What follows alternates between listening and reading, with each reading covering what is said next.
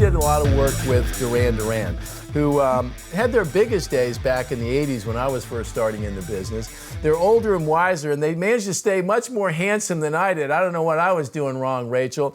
You know, when you're working with an artist that's been around for a while, that started in a different world where you showed up and everybody, you know, paid homage to you, how do you get some of the more experienced chaps on board?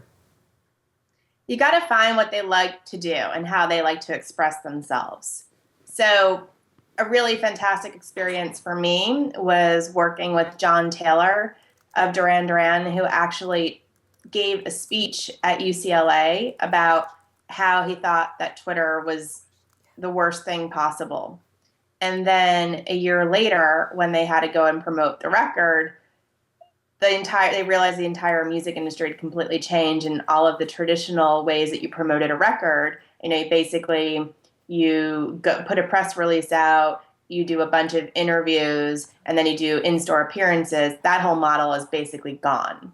And so John realized, oh my goodness, I have to embrace social media in order to connect with the fans and promote the record. And so I sat down with him and showed him the difference between Twitter and Facebook, and he really took to Twitter. He loved it. And what was so exciting, and he actually wrote about this in his book, is that Twitter allowed him to have that same connection with his fans that the band had in the early days when they used to sit around and read and respond to all of the fan letters.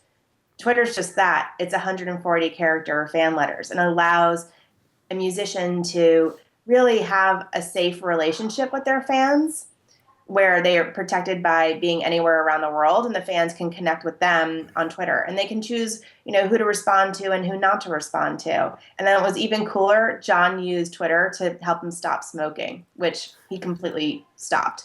He traded cigarettes for Twitter. Boy, yeah. I can think of a lot of people that could have. It's too bad Twitter wasn't around in the 80s. A few fortunes would have still been there.